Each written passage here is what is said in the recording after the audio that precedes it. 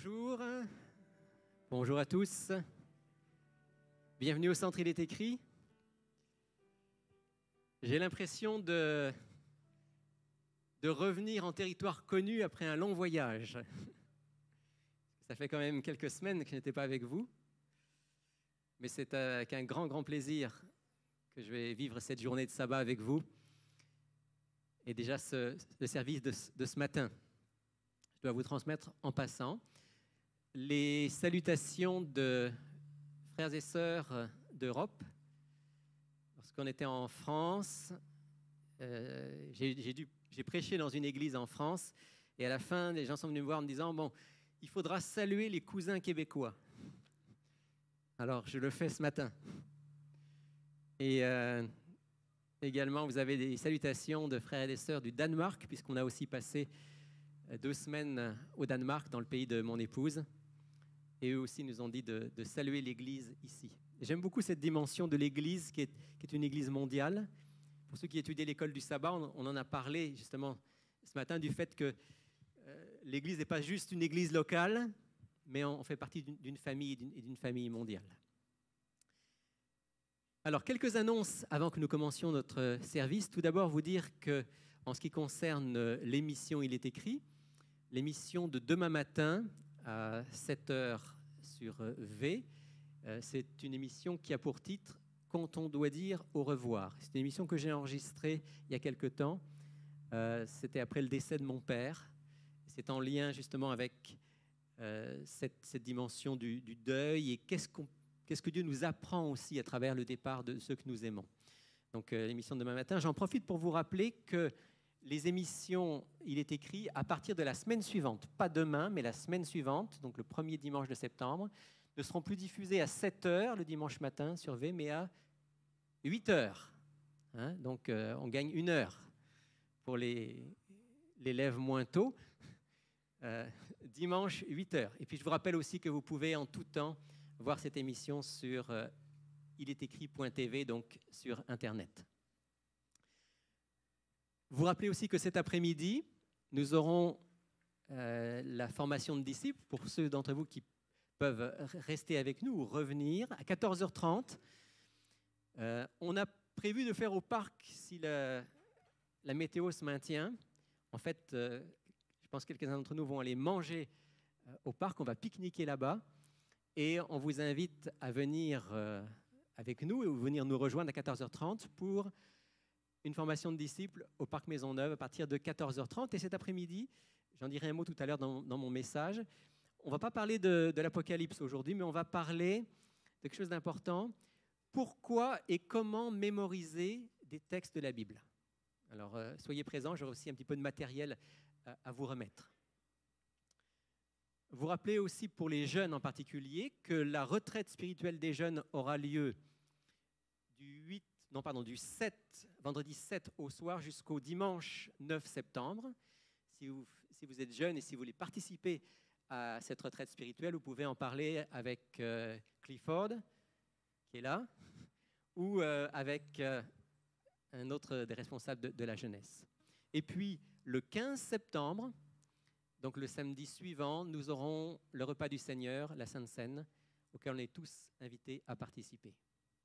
Je vais aussi faire une courte annonce qui est en lien avec notre confort dans cette salle. Vous allez probablement avoir chaud encore aujourd'hui parce que j'ai appris cette semaine que notre système de climatisation nous avait lâché et qu'il va falloir le changer.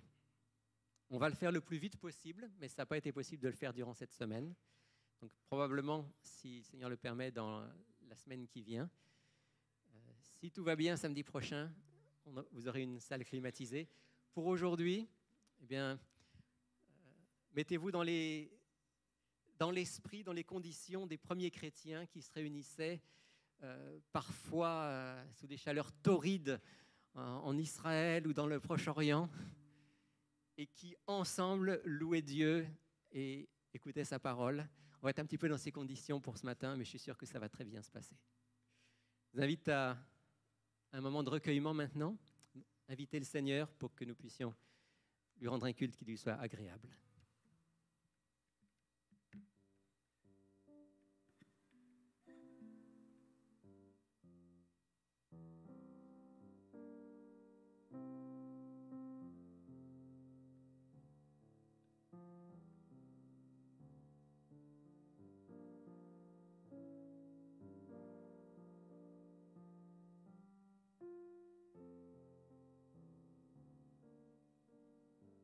Bon Papa du ciel, on veut te dire merci ce matin pour le privilège que tu nous donnes d'être en ta présence. Merci Seigneur d'être notre rocher, notre refuge, notre secours, notre délivrance et notre espérance. Merci Seigneur pour tous ceux et celles qui ont pu venir ce matin et se réfugier en toi. Permets Seigneur qu'on puisse tous célébrer ensemble ce sabbat, louer ton nom, adorer ton nom. Et c'est au nom de Jésus que j'ai prié. Amen. Vous pouvez vous mettre debout. Donc, la thématique de ce matin, c'est Dieu est mon rocher. Et je vous invite à écouter les paroles des chants alors que le Seigneur veut nous protéger, nous accueillir ce matin. Il veut nous inviter à entrer sous ses ailes protectrices et que nous puissions, à travers ces chants, découvrir que Dieu est celui qui nous soutient à chaque jour. Chantons tous ensemble. Il est le Dieu de mon salut.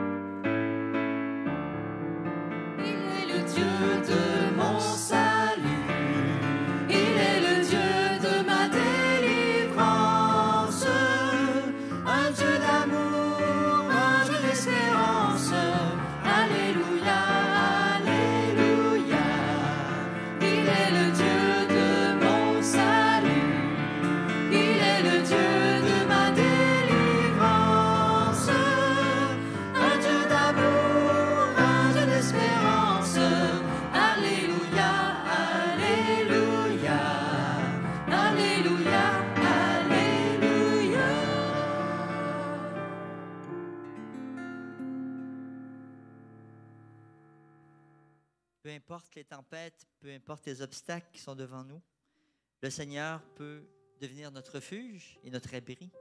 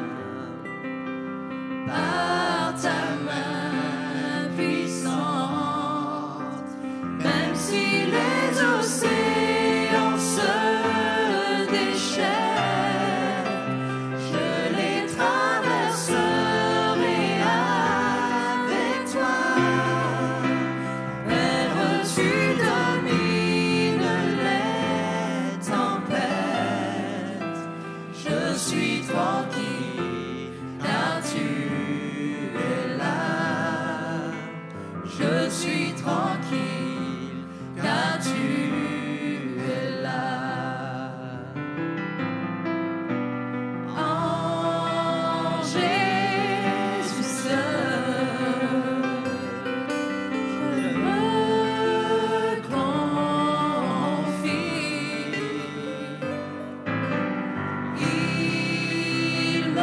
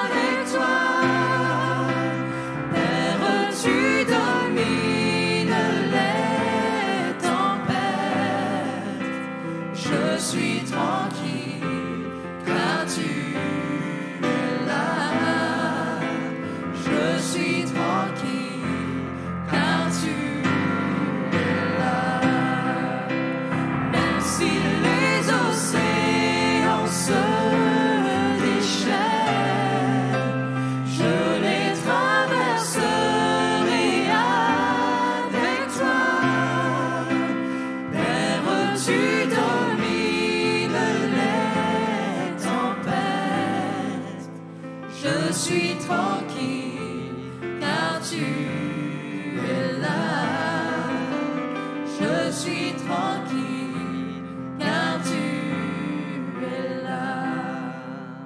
Je suis tranquille, car tu es là. Je suis tranquille, car tu es là.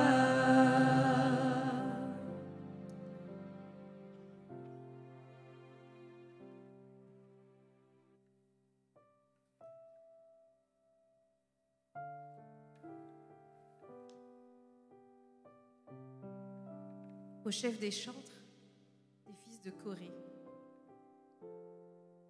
Dieu est pour nous un refuge et un appui, un secours qui ne manque jamais dans la détresse. C'est pourquoi nous sommes sans crainte quand la terre est bouleversée et que les montagnes chancellent au cœur des mers, quand les flots de la mer mugissent, écument, se soulèvent jusqu'à faire trembler les montagnes. Il est un fleuve dont les courants réjouissent la cité de Dieu, le sanctuaire des demeures du Très-Haut. Dieu est au milieu d'elle, elle n'est point ébranlée. Dieu la secourt dès l'aube du matin. Amen. Vous pouvez vous asseoir. Je vous invite à écouter encore une fois les paroles de ce psaume 46. Des nations s'agitent, des royaumes s'ébranlent. Il fait entendre sa voix, la terre se fend d'épouvante. L'Éternel des armées est avec nous. Le Dieu de Jacob est pour nous une haute retraite. Venez, contemplez les œuvres de l'Éternel, les ravages qu'il a opérés sur la terre. C'est lui qui a fait cesser les combats jusqu'au bout de la terre. Il a brisé l'arc et il a rompu la lance. Il a consumé par le feu les chars de guerre. Arrêtez et sachez que je suis Dieu. Je domine sur les nations, je domine sur la terre. L'Éternel des armées est avec nous. Le Dieu de Jacob est pour nous une haute retraite. L'Éternel dit, arrêtez et sachez que je suis Dieu. Je domine sur les nations, je domine sur la terre. Et ce matin, je vous invite à découvrir la fidélité de Dieu.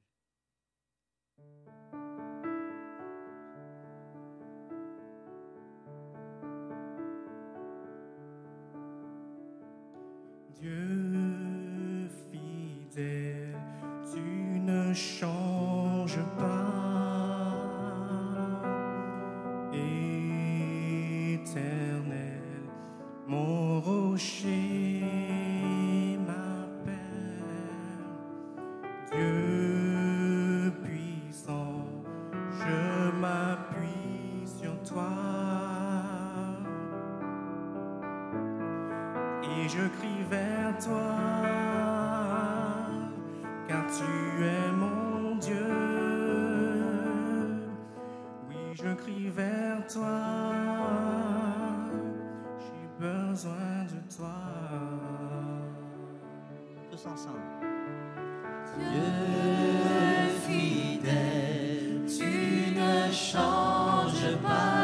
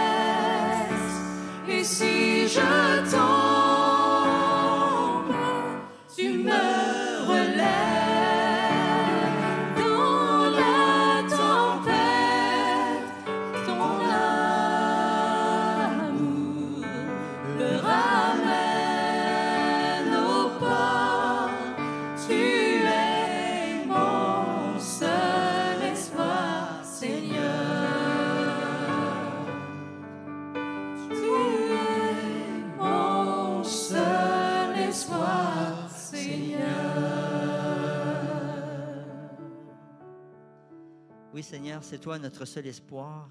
Merci pour ta fidélité.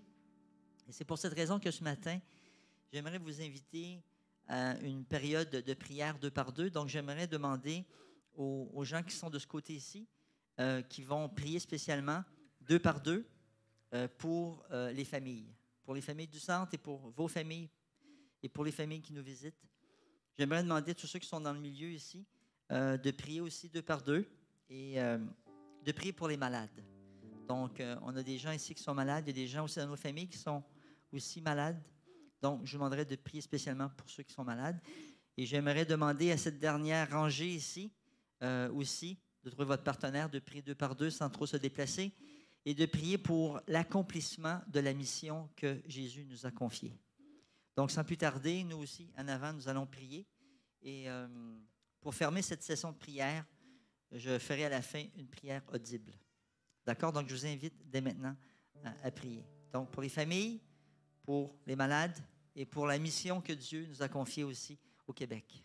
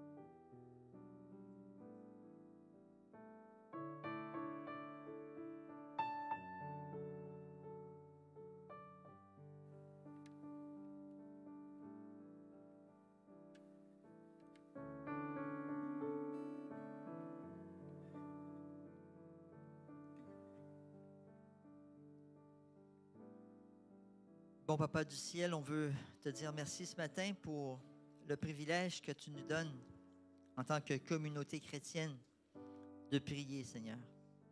Et ce matin, Seigneur, j'ai envie de prier aussi pour les auditeurs du programme Il est écrit, pour ceux qui nous écoutent en ligne. Mets ta main, Seigneur, guérissante sur eux. Puisses-tu bénir leurs familles respectives. Et Seigneur, je sais que tu nous appelles. Alors prépare les cœurs de ceux, Seigneur, qui ont commencé un cheminement spirituel, soit à travers une étude biblique, soit à travers une amitié ici au centre. Mais Seigneur, permets que ton esprit puisse continuer à travailler sur les cœurs. Et c'est au nom de Jésus que j'ai prié. Amen. Amen. Donc, je vais faire une invitation particulière à ceux qui sont responsables pour recueillir les dîmes et les offrandes. Et j'aimerais simplement les inviter à se mettre debout. Et je vais faire une courte prière avant de recueillir ces dîmes et offrandes. Donc, Père Céleste, merci Seigneur aussi pour tout ce que tu nous as donné. Tu nous as invités, Seigneur, à rentrer dans ton royaume. Et nous avons le privilège de te remettre, Seigneur, ce qui t'appartient depuis l'éternité. Donc, daigne bénir les dîmes, Seigneur, qui sont utilisés pour l'élargissement de ton royaume sur la planète. Et pour les offrandes, Seigneur, alors que aussi, ils sont bénis par toi.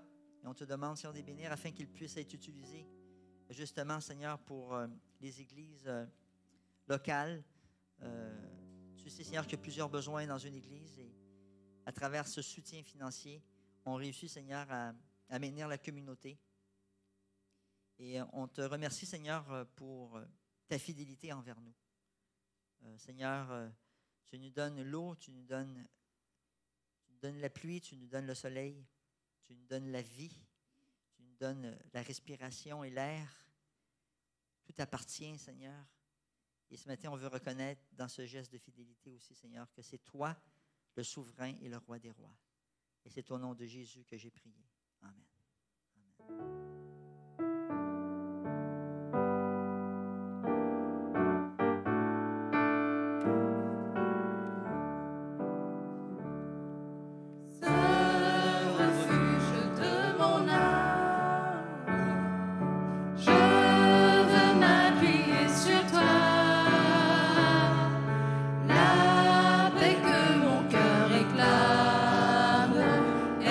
Tes pieds, ô mon roi.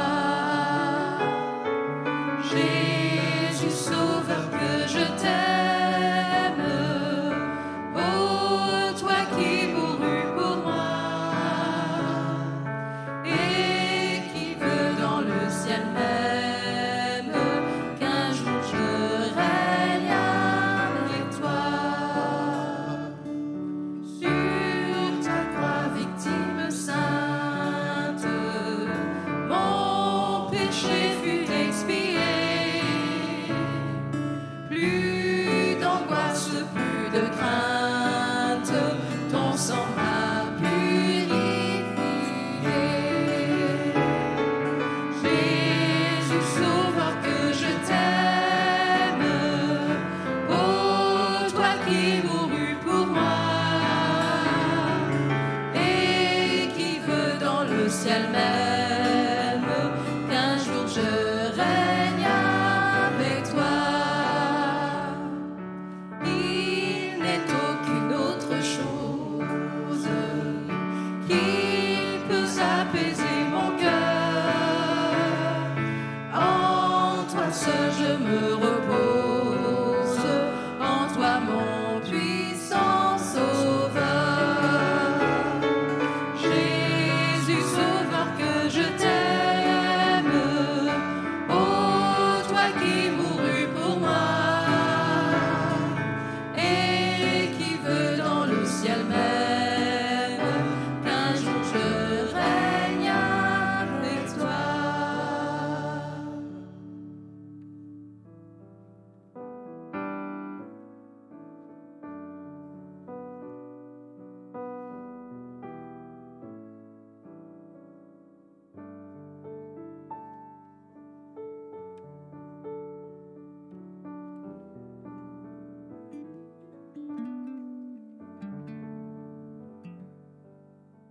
Que tes eaux vivent.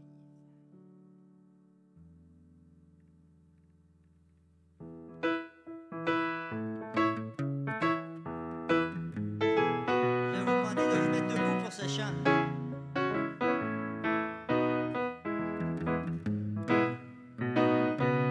Que tes vives eaux inondent mon cœur, que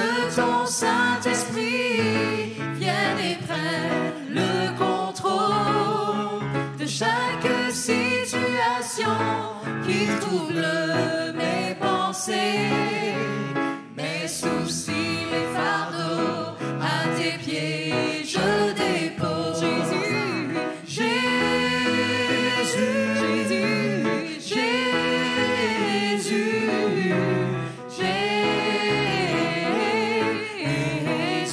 Nous t'appelons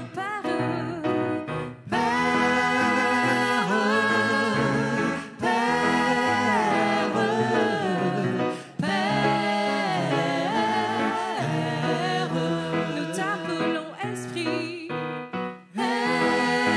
Esprit de Dieu,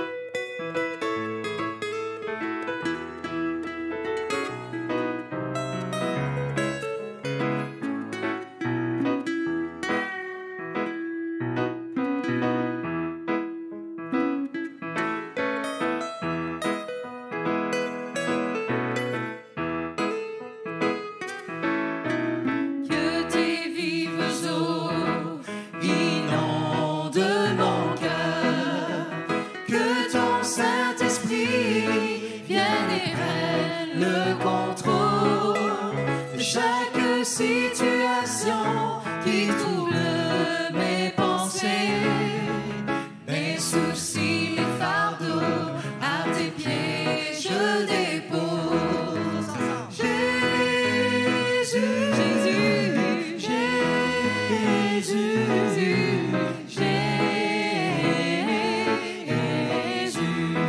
que tes vives, Que tes vives eaux inondent mon cœur, que ton Saint-Esprit vienne et prenne le contrôle de chaque situation qui trouble mes pensées, mes soucis et fardeaux, à tes pieds je dépose.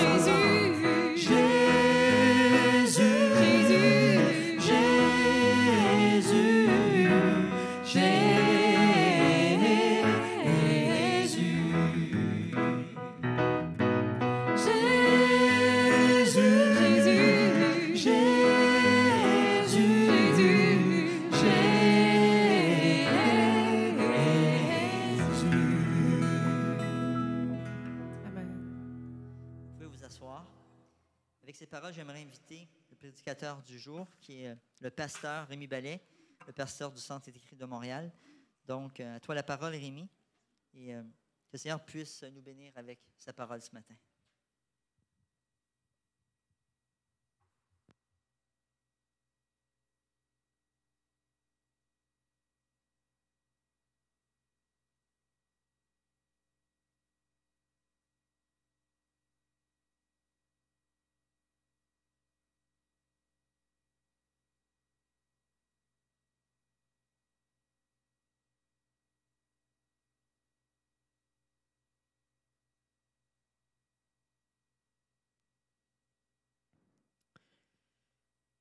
Cet après-midi, pour ceux qui vont être avec nous à la formation de disciples, comme je vous l'ai annoncé, on va parler de l'importance de mémoriser des textes de la Bible, des textes bibliques. Ça fait déjà plusieurs années que j'ai à cœur, avec beaucoup d'autres d'ailleurs, de mémoriser certains textes importants. En fait, je ne vais pas vraiment compter combien de textes j'ai mémorisés, mais c'est sûr que maintenant, c'est plusieurs centaines. Et il y a quelques années, je pense qu'il y a 3 ans de ça, j'avais entrepris de mémoriser l'ensemble du Sermon sur la montagne, tel qu'il est rapporté dans l'Évangile selon Matthieu, chapitres 5, 6 et 7. Donc 3 chapitres. Et je me souviens encore, un samedi après-midi, on était justement au parc Maisonneuve. Et là, j'avais dû, en présence de témoins qui m'enregistraient, essayer de réciter l'ensemble du Sermon sur la montagne. Et si je ne me trompe pas, à part 2 ou 3 versets où j'avais un peu hésité, ça s'était bien passé. Mais il y a une chose, c'est que les textes que vous apprenez, si vous ne les révisez pas, vous les oubliez. Et en ce moment, donc, je suis en train de reprendre le sermon sur la montagne et de le remémoriser pour être certain qu'il soit là dans ma mémoire et si possible de manière permanente. Pourquoi le sermon sur la montagne? Parce que c'est probablement un des plus beaux discours qui ait jamais été prononcé, un des plus beaux enseignements et certainement un des cœurs de l'Évangile. Parmi les textes que j'ai mémorisés, il y a un texte qui se trouve dans le premier livre des Rois, au chapitre 18 et au verset 21. Et le texte dit ceci.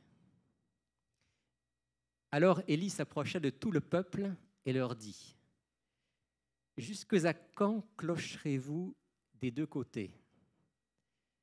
Si c'est l'Éternel qui est Dieu, ralliez-vous à lui. » Tout ça commence dans l'autre sens. Si c'est Baal qui est Dieu, ralliez-vous à lui. Si c'est l'Éternel qui est Dieu, ralliez-vous à lui.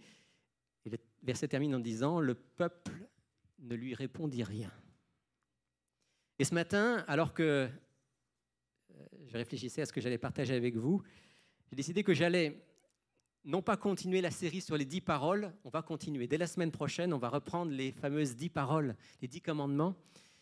Mais aujourd'hui, j'avais à cœur de partager avec vous ce texte. Ce texte donc du premier livre des Rois, chapitre 18, verset 21. Peut-être que si vous le lisez dans votre version, vous allez avoir des mots un peu différents. Et ça, c'est aussi une bonne chose qu'on ait plusieurs traductions. En tout cas, dans la version que j'ai ici sous les yeux, ça dit bien ceci. « Alors Élie s'approcha de tout le peuple et dit, « Jusqu'à quand clocherez-vous des deux côtés? Si l'Éternel est Dieu, ralliez-vous à lui. Si c'est Baal, ralliez-vous à lui. » Le peuple ne lui répondit rien. Et je voudrais méditer quelques instants avec vous sur ce texte. Et avant, si vous voulez, on va prier ensemble. Père du ciel, je te remercie de pouvoir être ici aujourd'hui. Merci de nous avoir gardés pendant le temps des vacances et merci de nous permettre à nouveau de nous retrouver pour te rencontrer, te louer, t'écouter, prendre des forces pour mieux te servir et mieux servir les autres. Sois maintenant au milieu de nous et permets que ce petit moment de partage et de réflexion puisse nous permettre de nous fortifier dans la foi, dans le service, dans l'espérance et dans l'amour. Au nom de Jésus. Amen. Alors, je voudrais d'abord replacer ce verset dans son contexte. D'abord, son contexte historique. Donc, qui a prononcé ces mots? Le texte le dit, c'est le prophète Élie. Élie a vécu à une période particulière de l'histoire du peuple d'Israël. En fait, il a vécu dans ce qu'on appelle le 9e siècle avant Jésus-Christ. Il a vécu dans le royaume du Nord. C'était l'époque où Israël était divisé en 2 royaumes. D'un côté, le royaume de Juda, avec comme capitale Jérusalem. C'était le royaume dont les héritiers de David étaient les rois. De l'autre, le royaume du Nord, qu'on appelait aussi le royaume d'Israël, qui est un royaume dans lequel il y a eu beaucoup, malheureusement, de mauvais rois. Si vous lisez l'ensemble du récit biblique, vous verrez qu'il y a très peu de bons rois du côté du royaume du Nord. Et justement, le roi à l'époque d'Élie, le principal roi s'appelle Akab. Et Akab, c'est l'un des pires. Akab est un roi qui non seulement est païen, mais qui fait la promotion du paganisme au sein d'Israël. Il a épousé la fameuse Jézabel, qui est la fille d'un roi phénicien, roi de Sidon. Jézabel est une adoratrice passionnée de Baal. Et Baal, bien sûr, si vous lisez la Bible, vous avez entendu ce nom-là. Hein. Et souvent, il est fait mention de Baal. En fait, très souvent dans l'histoire d'Israël, il y a une sorte de combat là, entre Dieu, l'Éternel, et Baal. Qui est Baal? Baal, c'est une divinité du Proche-Orient qu'on retrouve non seulement en Phénicie, en Canaan, mais un petit peu partout dans le Proche et le Moyen-Orient. Le mot Baal signifie le Seigneur ou le Maître. Et le nom lui-même montre déjà que parmi toutes les divinités, parce que si Israël avait un seul Dieu, toutes les autres nations autour avaient quantité de dieux. Et le dieu Baal était le maître. Il était le Seigneur, il était le dieu principal dans une grande partie du Proche et du Moyen-Orient. C'était le dieu de l'orage. Le dieu de l'orage qui se révélait à travers le tonnerre. C'était le dieu, bien sûr, à travers l'orage, c'était le dieu de la pluie. Et parce que c'était le dieu de l'orage et de la pluie, dans cette région du monde, bien sûr, c'était le dieu de la fertilité.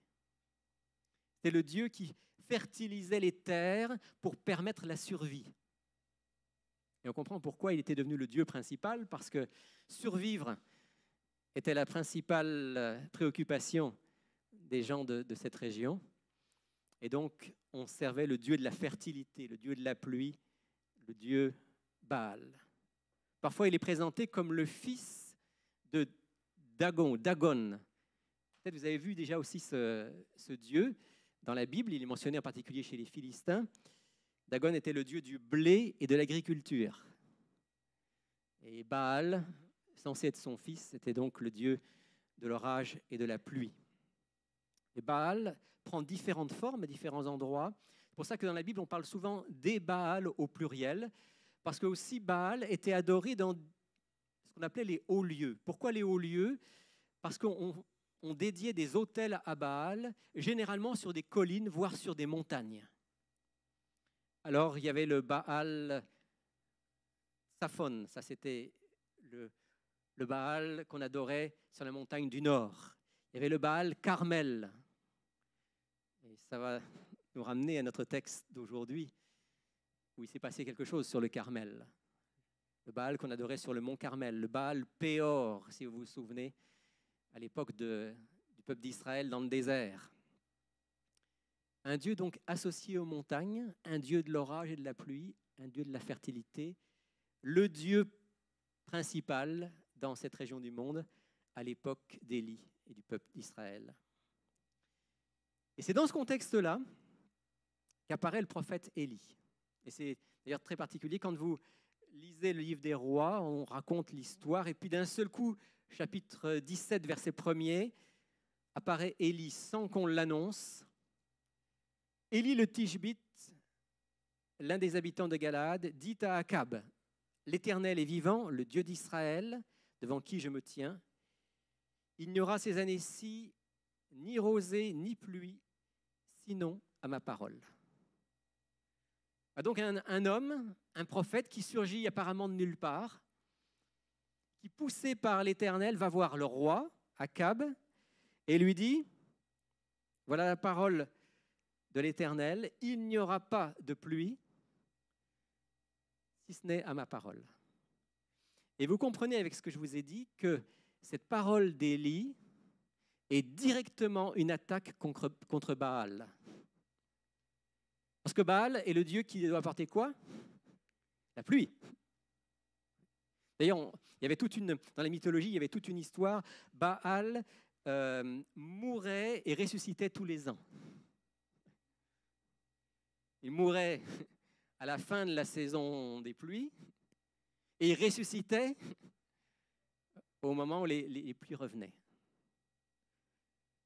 Et Élie dit en quelque sorte à Akab, « Moi je sers le Dieu, vous avez marqué l'expression, je sers quel Dieu? Le Dieu d'Israël qui est vivant. » Ça aussi c'est une attaque directe à Baal. Baal il meurt et il ressuscite. Mais moi le Dieu que je sers il est vivant, toujours vivant. Alors Akab a dû regarder Élie et se dire, mais pour qui est-ce qu'il se prend celui-là? Sors de mon palais, jeune fou. Sauf que 3 mois passent, 6 mois passent, 1 an passe, pas de pluie. Alors on invoque Baal, toujours pas de pluie. Et ça va durer comme ça pendant 3 ans, 3 ans et demi. Pas de pluie. Vous savez que dans un territoire comme celui d'Israël, pas de pluie pendant 3 ans, c'est dramatique.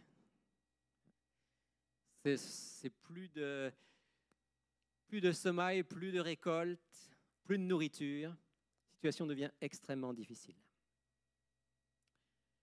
Pendant toute cette période-là, d'ailleurs, Akab fait chercher Élie. Si vous avez lu le texte, et je vous invite à le lire, si vous ne connaissez pas bien le texte du livre des rois, relisez ce passage, chapitre 17, chapitre 18, chapitre 19.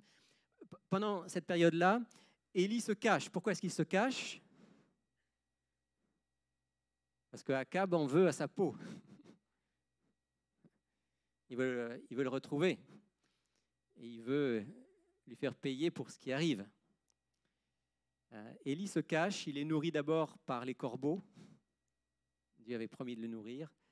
Ensuite, il est nourri par une veuve à Sarepta, pour qui Dieu fait un miracle. Il renouvelle sans cesse la farine et l'huile pour qu'elle puisse vivre, elle, et nourrir le prophète. Et puis finalement, Dieu dit à Élie, maintenant vas-y, c'est le moment d'aller voir Akab. Là, il y a tout un épisode intéressant aussi où Élie rencontre un serviteur d'Akab et lui dit, va dire à ton maître que je veux le voir, qu'il vienne me voir. C'est presque drôle parce que les rôles sont inversés. Normalement, celui qui donne les ordres, c'est Akab. Et là, c'est Élie le prophète qui dit au serviteur d'Akab, va chercher le roi, dis-lui qu'il vienne me voir. Et le serviteur répond d'une manière un peu particulière, si vous vous souvenez de l'histoire. Le serviteur dit à Élie, non, pourquoi tu m'en veux? Pourquoi tu me veux du mal? Élie lui dit, mais pourquoi je te veux du mal? Parce que je sais, Élie, je sais comment ça se passe, je vais aller chercher le roi, je vais revenir ici, mais toi, tu auras disparu, Dieu t'aura emmené ailleurs. Et le roi va me prendre pour un menteur et ma vie est en danger. Et fait intéressant, le serviteur dit à Élie, est-ce qu'on ne t'a pas rapporté ce que j'ai fait pour les prophètes de l'Éternel que Akab pourchassait? Je les ai cachés, je les ai préservés. Voilà un homme qui est un serviteur du roi et qui pourtant est en même temps un adorateur du vrai Dieu. Alors Élie lui dit, il s'appelle Obadiah, il lui dit, Obadiah, va chercher Akab. Je vais l'attendre, je vais être ici, je serai au rendez-vous. Akab vient voir Élie. Il lui dit, est-ce que c'est toi le porte-malheur d'Israël? Et Élie lui répond du tac au tac, c'est pas moi, c'est toi le porte-malheur d'Israël. Tu as éloigné le peuple de Dieu et le peuple en porte les conséquences. Et à nouveau, Élie renverse les rôles et il dit au roi, rassemble tout le peuple, fais venir les prophètes de Baal, les prophètes d'Astarté, une autre divinité de la région. Rassemblement, rendez-vous sur le mont Carmel. Et là, probablement, c'est l'histoire la plus connue du ministère d'Élie. Là, sur le mont Carmel, il va y avoir une sorte de combat spirituel entre Baal, que les prophètes vont invoquer pendant toute une journée, et l'Éternel, le Dieu d'Élie et le Dieu d'Israël, que Élie va aussi invoquer, et finalement, qui va faire tomber la pluie. C'est dans ce contexte-là que se trouve le verset que j'ai mémorisé et que j'ai partagé avec vous. Au moment où tout le peuple, sur la convocation du roi, arrive au mont Carmel, les prêtres de Baal sont là, mais une grande partie du peuple aussi est là, une foule est là. Et c'est là que dit le texte, Élie s'approcha de tout le peuple et il leur dit, jusqu'à quand clocherez-vous des deux côtés? Si l'Éternel est Dieu, allez après lui. Si c'est Baal, allez après lui. Jusqu'à quand clocherez-vous des deux côtés? D'autres traductions vont dire, jusqu'à quand est-ce que vous danserez d'un pied sur l'autre? Quelle que soit l'image, on comprend ce qu'elle veut dire. Elle veut dire, quand est-ce que vous allez cesser tantôt de vous adresser à Dieu, tantôt de vous adresser à Baal, tantôt de compter sur l'Éternel, tantôt de compter sur Baal? En qui est-ce que vous avez confiance? À qui vous appartenez? De quel côté êtes-vous? Ça montre quand même une chose, ça montre qu'en Israël, même si Akab et Jézabel avaient persécuté les adorateurs de l'Éternel, et même en particulier les prophètes de l'Éternel, malgré cela, il y avait encore des gens qui étaient attachés à l'Éternel. D'ailleurs, un peu plus tard, Dieu dira à Élie, qui se croit tout seul, le seul à servir l'Éternel, il y a 7000 hommes qui n'ont pas fléchi le genou devant Baal. Donc il y avait des hommes et des femmes en grand nombre qui restaient attachés à l'Éternel. Mais la majorité du peuple n'avait pas complètement tourné le dos à l'Éternel, mais il était un peu avec l'Éternel, un peu avec Baal. Tantôt il priait l'un, tantôt il priait l'autre. Et c'est là que intervient Élie. On peut se poser la question, pourquoi est-ce que le peuple avait tendance à vouloir être des deux côtés? Qu'est-ce qui les amenait à se comporter de cette manière-là? Sans doute plusieurs raisons. La première raison, c'est ce que j'appellerais la pensée magique. Vous pensez que l'Éternel était sans doute le Dieu des dieux, hein, le Dieu principal, mais il y en avait quand même d'autres auxquels on pouvait s'adresser en cas de besoin. Je me souviens avoir fait une expérience intéressante il y a déjà des années. J'étais jeune pasteur et dans l'église dont j'étais pasteur, un soir à une réunion de prière arrive un homme d'origine africaine. Si je me souviens bien, il s'appelait Antoine. Et on parle ensemble, on sympathise. Puis j'apprends qu'il est seul, il est en recherche de travail, il est chrétien, me dit-il, chrétien protestant. Et il n'a pas de lieu où il habite. Et donc ce soir-là, après la réunion de prière, je lui propose au moins pour la nuit, de venir dormir chez nous. Et donc il vient à la maison, on lui fait un lit dans le salon, puisqu'on a un tout petit appartement à l'époque. On prie ensemble, on va se coucher. Et au milieu de la nuit, j'entends des cris dans l'appartement. Alors on se réveille, je me souviens encore de Beaton à côté de moi qui est pas rassuré, qui se demande ce qui se passe. Je vais dans le salon et je trouve Antoine qui est à genoux là, au pied de son lit et qui crie. Et puis quand j'arrive, il me dit « Jésus est là, Jésus est là, Jésus est là !» Antoine, calme-toi, calme-toi, qu'est-ce qui se passe? Je sais que Jésus est là, il n'y a pas de doute là-dessus, mais pourquoi ça te met dans tous ces états? Puis il m'explique qu'il a fait un rêve. Et puis je parle avec lui, je prie avec lui, je l'amène à aller se recoucher. Mais avant de repartir, j'ai remarqué une chose. C'est que là, dans ce qui servait de lit, c'est-à-dire le sofa qui avait été transformé en lit, il y avait sa Bible. Et à côté, il y avait comme des médailles, des sortes de gris-gris. Et le lendemain matin, quand on s'est retrouvés, je lui dis « Antoine, qu'est-ce que c'est que j'ai vu hier soir, cette nuit,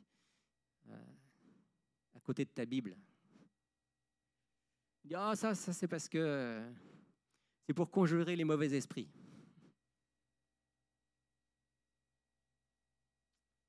Je dis « Antoine, tu peux pas être d'un côté et de l'autre.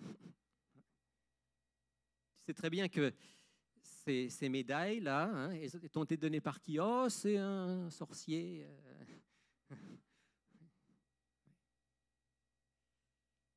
Et il m'a expliqué, et j'ai compris. Et vous savez, dans certaines cultures africaines, c'est très fort. Le fait qu'on est avec le Seigneur, mais on veut prendre toutes ses assurances. Et ce matin-là, donc, on a parlé ensemble du message d'Élie. Antoine, tu ne peux pas être d'un côté et de l'autre. Si maintenant tu as donné ta vie à Jésus, si tu crois en Jésus comme ton sauveur et celui qui veille sur toi, il faut que tu rompes avec le monde de la sorcellerie, le monde des esprits, le monde que tu ne gardes pas. Et il a bien compris. Ensemble, on a mis tout ça tous ces petits objets là dans une boîte, dans un sac. Et symboliquement, et c'était plus que symbolique, il a jeté ça en ma présence pour ne plus être des deux côtés. Évidemment, sans doute pour beaucoup d'entre nous, on doit dire, mais nous, ce n'est pas tout à fait comme ça. Nous, on n'a pas chez nous des gris-gris ou des objets qui nous rattachent au monde de l'occultisme.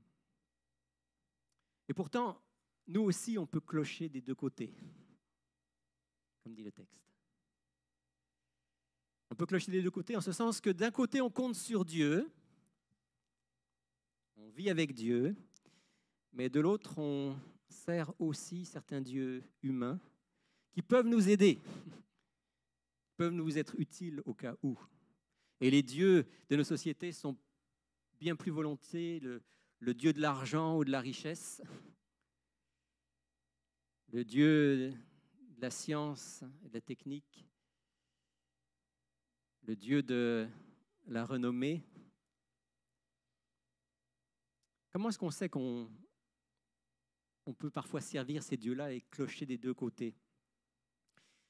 Ce n'est pas très difficile de le savoir, c'est quand on est placé devant un choix de fidélité envers Dieu ou de confiance dans des moyens humains, où est-ce qu'on penche?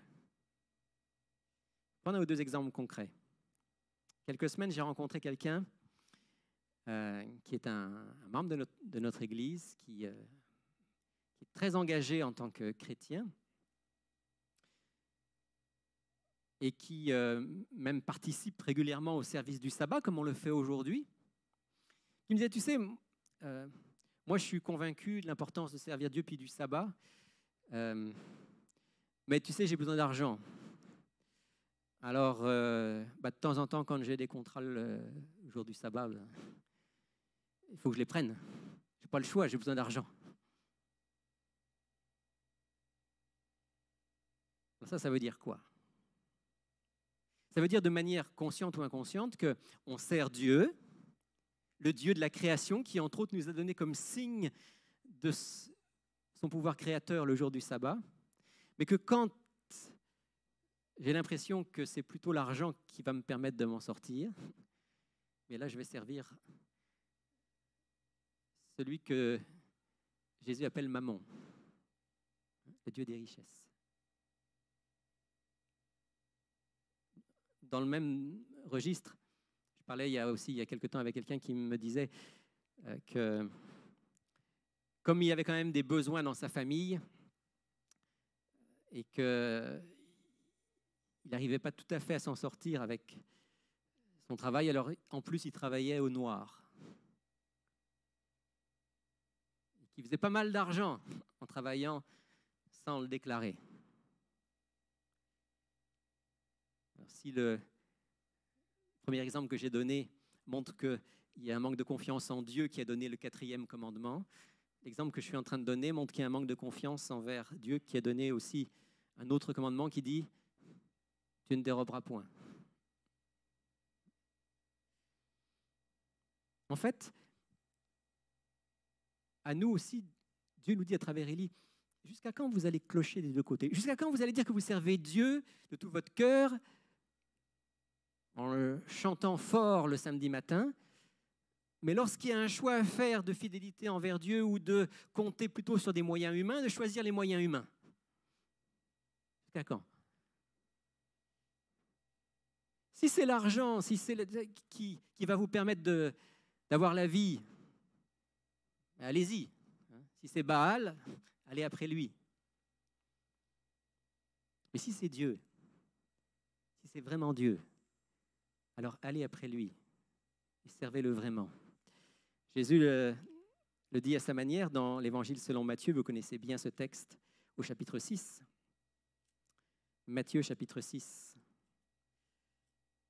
Dans le fameux sermon sur la montagne, « Nul ne peut servir 2 maîtres, car ou il haïra l'un et aimera l'autre, ou il s'attachera à l'un et méprisera l'autre. Vous ne pouvez servir Dieu et maman. Vous ne pouvez pas. Si vous clochez des deux côtés, la réalité, c'est que vous servez l'autre.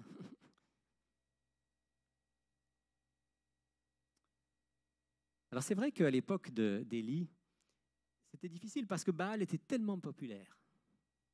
Baal était le dieu des nations environnantes. Ne pas servir Baal, c'était presque être un peu fou. Et aujourd'hui, nous aussi, on est dans un monde où si on n'est pas attaché à l'argent, aux richesses, si on ne met pas notre confiance dans la science et la technique, si on pense différemment, on est un peu... Mais Dieu nous dit, je suis l'Éternel. Faites l'expérience.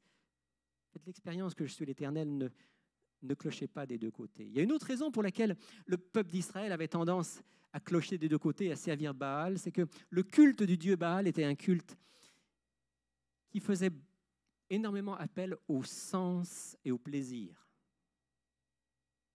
Les cultes païens de l'époque, le culte de Baal et plusieurs autres, étaient essentiellement des cultes dans lesquels, bien sûr, on faisait des sacrifices, comme d'ailleurs dans le temple de Jérusalem, mais on faisait toutes sortes d'excès. Associé au culte de Baal, il y avait la boisson.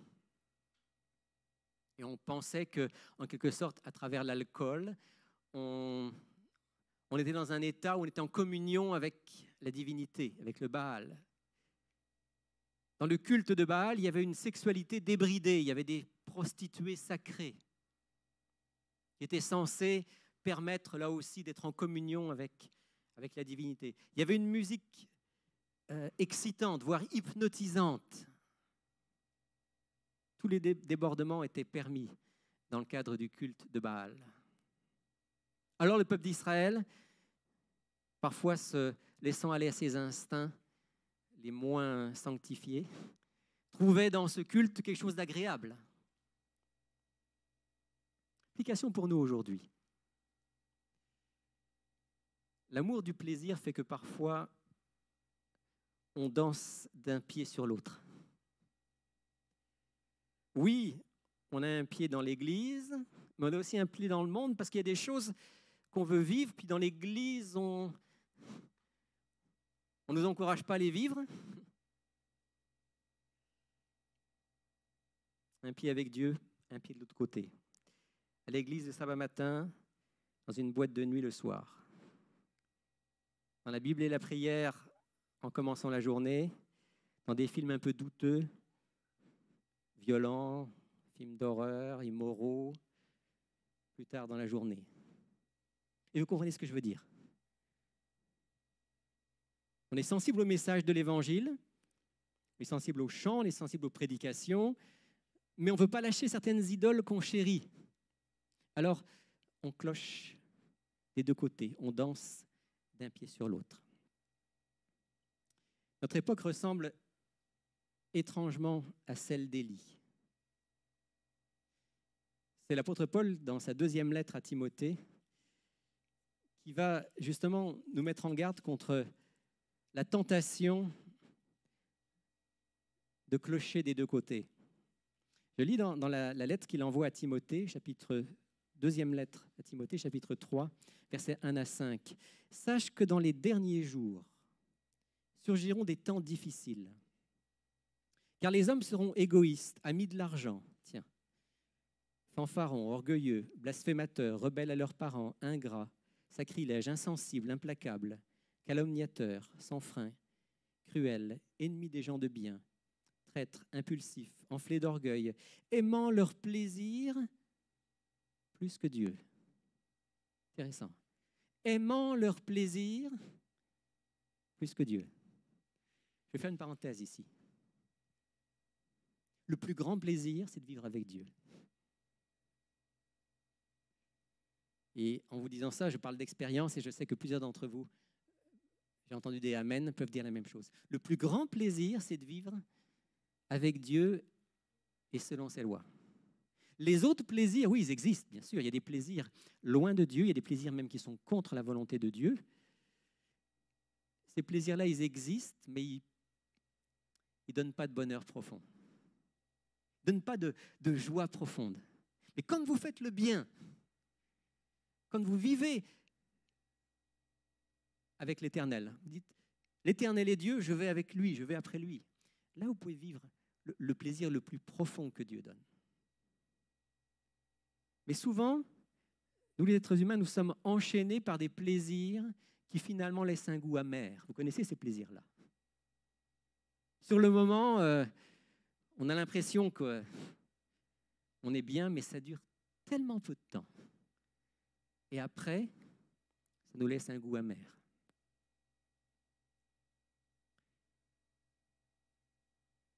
Dieu nous dit, le vrai plaisir, le seul vrai plaisir, c'est de vivre en harmonie avec ma volonté, avec ma loi. Mais, dit l'apôtre Paul, dans les derniers temps dans lesquels nous vivons, beaucoup aimeront le plaisir illusoire, le plaisir éphémère, plus que Dieu. Si je lis la suite du texte, ils garderont la forme extérieure de la piété, mais ils en renieront la puissance. Ça décrit des hommes et des femmes des derniers temps qui clochent des deux côtés.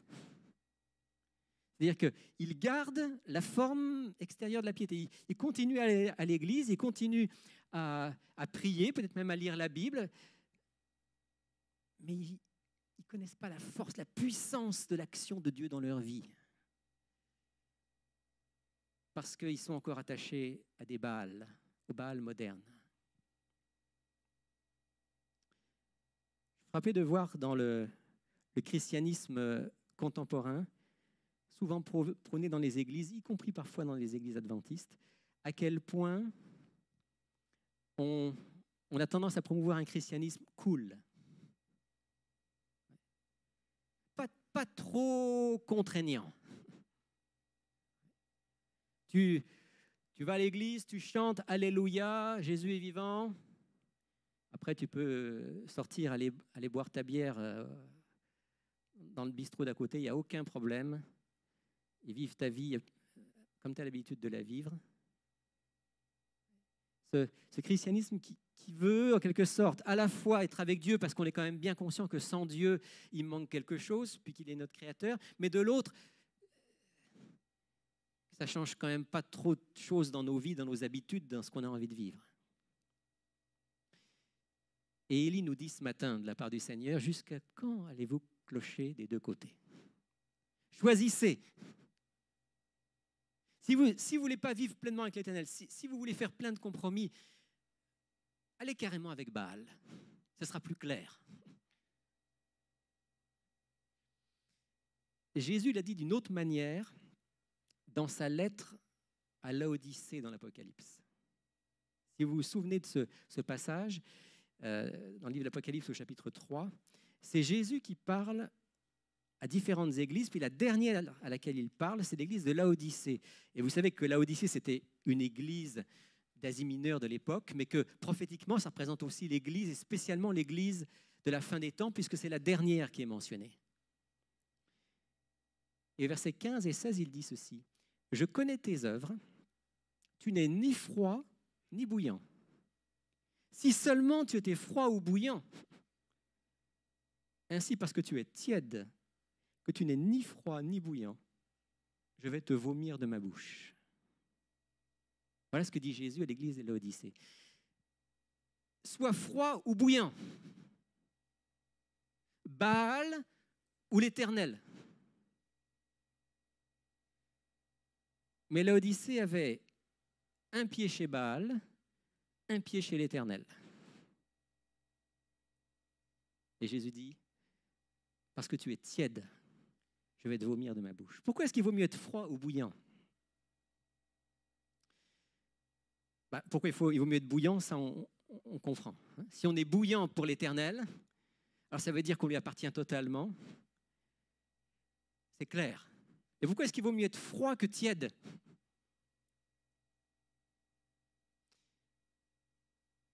il vaut mieux être froid que tiède, à la fois pour nous-mêmes et pour les autres. Pour nous-mêmes, parce que si on est froid, si clairement on a laissé l'Éternel de côté et qu'on vit notre vie telle qu'on a envie de la vivre selon les dieux de ce monde, les Baals de ce monde, au moins on sait où on se situe. Et l'Éternel peut peut-être, dans notre éloignement, venir frapper à la porte. On peut ressentir le besoin qu'on a de l'Éternel et à un moment lui ouvrir la porte et revenir vers lui. Mais quand on est tiède, on a l'illusion qu'on est avec l'Éternel. Mais c'est qu'une illusion. Je suis quand même un bon chrétien. J'ai quand même un pied dans l'église. Mais l'autre, il est chez Baal. Et Jésus dit à l'Odyssée, comme Élie disait au peuple d'Israël, soit froid ou soit bouillant, soit avec Baal ou soit avec l'Éternel, ne cloche pas des deux côtés, danse pas d'un pied sur l'autre.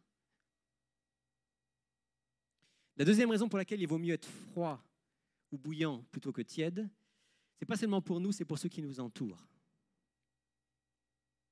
Si on est bouillant pour l'Éternel, ça se voit. Ceux qui nous entourent le remarquent. On aime Dieu, on s'attache à lui, on veut faire sa volonté. Ceux qui sont autour de nous aiment ou n'aiment pas, mais au moins c'est clair. Si on est froid, si on est du côté des Baals de ce monde, ben ceux qui sont autour de nous le voient aussi, c'est clair. Mais si on est tiède, si on danse d'un pied sur l'autre, alors on donne l'impression qu'on est chrétien, qu'on appartient au Seigneur, mais en même temps, ceux qui nous voient bien qu'on ne lui appartient pas vraiment. C'est le pire témoignage qu'on puisse donner. C'est le pire. Il vaut mieux pas être chrétien, il vaut mieux laisser tomber la Bible et que les gens autour de nous le sachent, que de dire qu'on est chrétien, que de dire qu'on appartient à l'Éternel et que les gens autour de nous voient bien qu'en réalité, on cloche des deux côtés.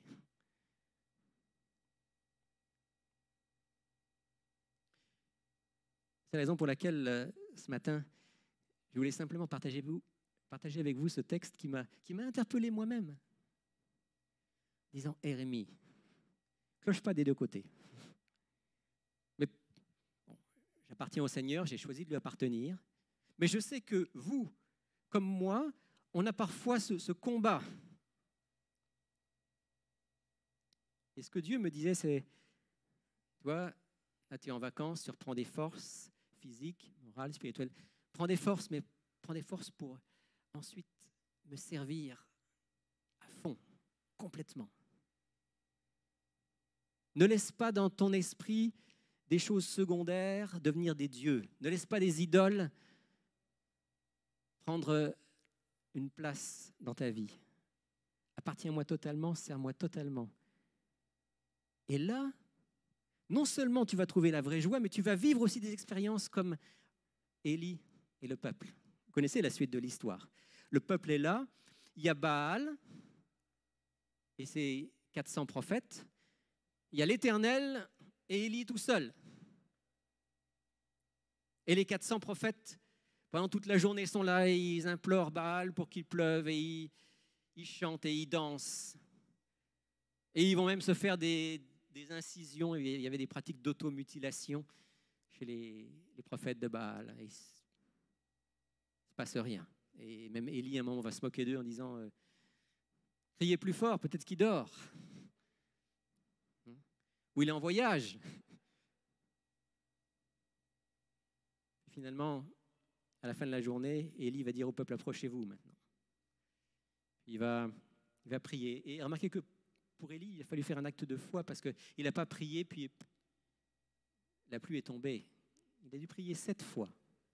D'abord, Dieu s'est manifesté par le feu qui est descendu du ciel sur l'autel. Et ensuite, il a dû prier 7 fois pour que la pluie tombe. Et finalement, à un moment, il voit un petit nuage au fond. Elle a dit, c'est bon, descendez, préparez-vous, il va pleuvoir. Et là, Élie et le peuple vont vivre une expérience extraordinaire avec Dieu.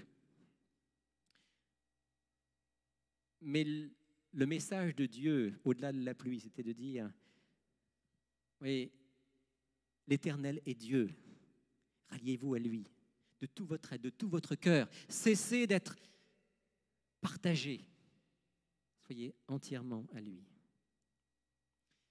Moïse avait dit, je mets devant toi la vie et la mort, le bien et le mal. Choisis la vie afin que tu vives.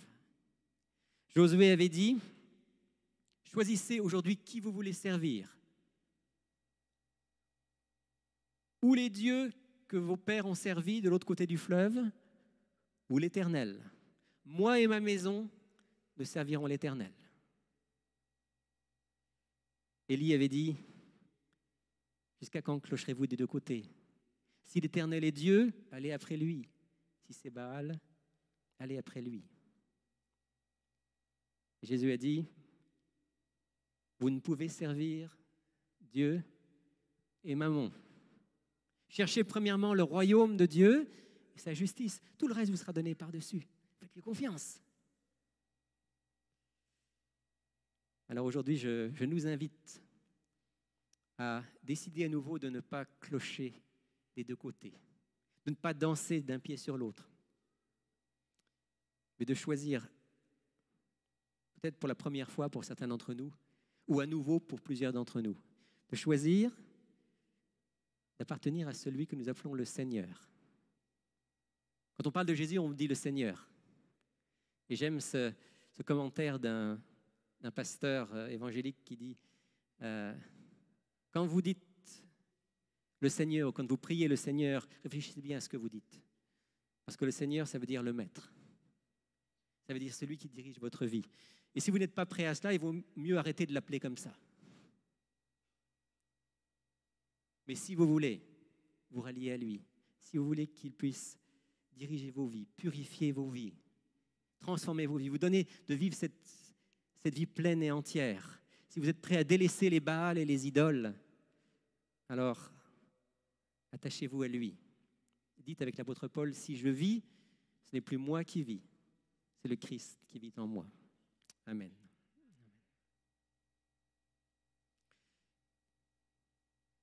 Et le chant qui suit est une invitation à vivre totalement pour l'Éternel. C'est un chant que vous connaissez bien, mais qu'il faut aussi chanter en pensant aux paroles, parce qu'il dit, oui, prends tout Seigneur. Pas juste un petit peu. Prends tout Seigneur. Si ce matin vous voulez répondre à cet appel, je vous invite à chanter avec moi, à vous lever. Entre tes mains, j'abandonne tout ce que j'appelle mien.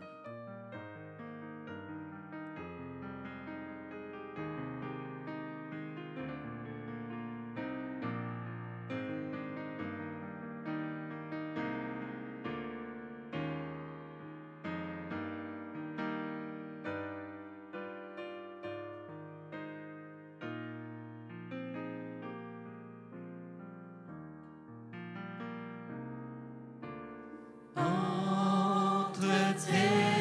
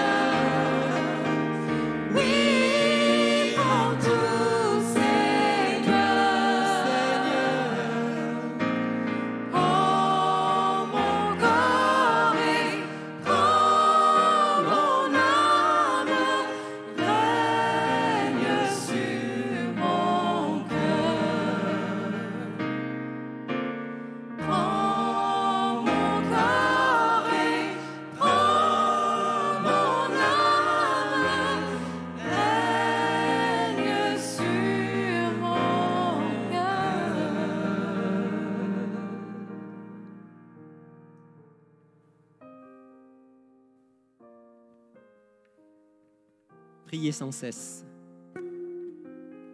En toutes circonstances, rendez grâce, car telle est la volonté de Dieu à votre égard en Jésus-Christ. Examinez toutes choses, mais retenez ce qui est bon. Abstenez-vous du mal sous toutes ses formes. Que le Dieu de paix vous sanctifie lui-même tout entier, et que tout votre être, l'esprit, l'âme et le corps soient conservés sans reproche pour l'avènement de notre Seigneur Jésus-Christ. Celui qui vous a appelé est fidèle, et c'est lui qui le fera. Oui, Seigneur, nous nous approprions cette promesse que nous venons de lire, que tu veux nous sanctifier tout entier, que tu veux qu'on t'appartienne tout entier. On doit reconnaître, Seigneur, qu'il nous est bien difficile de nous donner tout entier à toi parce que notre nature humaine a tendance souvent à garder des idoles, des Baals. Mais tu as promis que si on s'approche de toi, si sincèrement on te demande de prendre nos vies, tu nous sanctifieras tout entier. Tu nous garderas purs, tu nous garderas unis à Jésus jusqu'à son retour. Fais-le, Seigneur, pour nous. Nous t'offrons nos vies tout entières au nom de Jésus. Amen. Vous pouvez vous asseoir.